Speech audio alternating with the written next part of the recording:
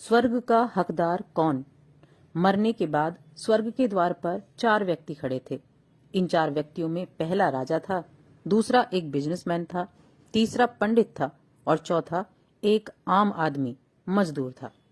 किसी को भी यह पता नहीं था कि कौन स्वर्ग के अंदर प्रवेश कर पाएगा और कौन वहीं से वापस लौटा दिया जाएगा। सब स्वर्ग का दरवाजा खुलने की राह देख रहे थे और आपस में बातें कर रहे थे। जैसे कि राजा को मरने से पहले से ही आदत थी, उसने अपनी बात सबसे पहले बताई। राजा ने कहा, मैं बहुत प्रख्यात राजा हूँ। मैंने धरती पर अपना बहुत नाम कमाया है, इसीलिए पूरी संभावना है कि मैं ही स्वर्ग में जाऊंगा। फिर व्यापारी ने अपनी बात सामने रखी। वह बोला, मैंने धरती पर खूब धन कमाया और उस धन से मैंने सैकड़ों लोगों की मदद की, इसलिए मैं ही स्वर्ग का हकदार हूँ।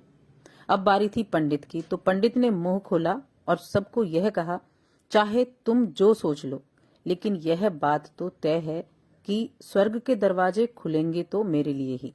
सब जानते हैं कि पंडित दिन रात भगवान को याद करते हैं, इसीलिए स्वाभाविक है कि स्वर्ग में पंडित का स्वागत किया जाएगा।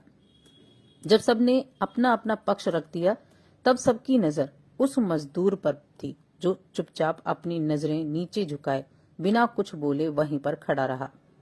स्वर्ग का दरवाजा खुला और वहां पर एक देवदूत आकर खड़ा हो गया। देवदूत के हाथों में एक पुस्तक थी जिसमें इन सभी के कर्मों के बारे में लिखा हुआ था।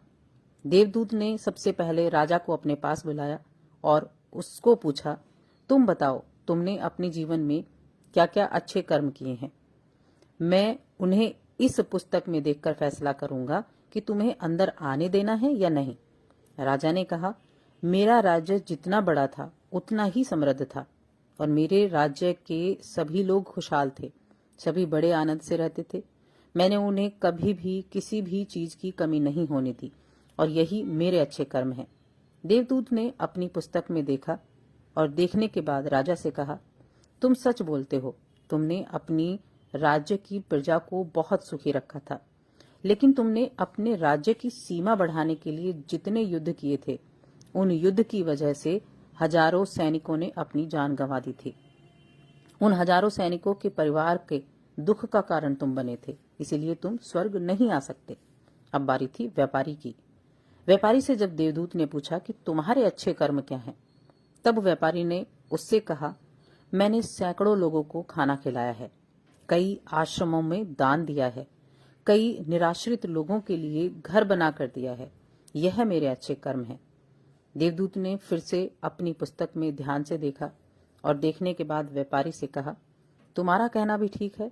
तुमने बहुत दान धर्म किया है, लेकिन यह दान धर्म तुमने जिन पैसों से किया है, उन पैसों को कमाने के लिए तुमने ना जाने कितने झूठ बोले थे, कितनी हेराफेरियां की हैं और कितनी मिलावटें की हैं, इसीलिए तुम भी स्वर्ग में नहीं आ सकते।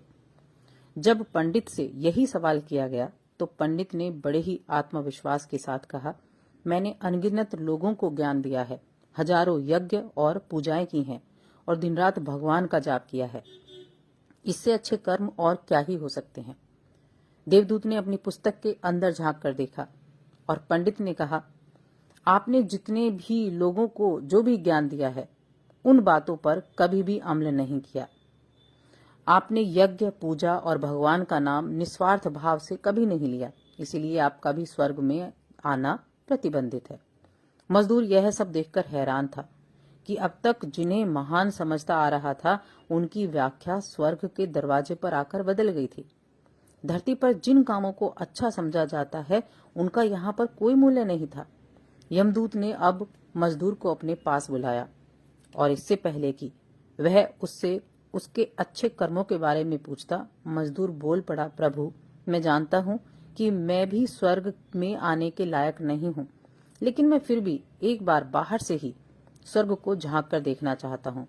बस इससे ज्यादा मेरी कोई इच्छा है ही नहीं, क्योंकि ऐसी इच्छा पालने के लिए मैंने जीवन में कुछ भी नहीं किया है।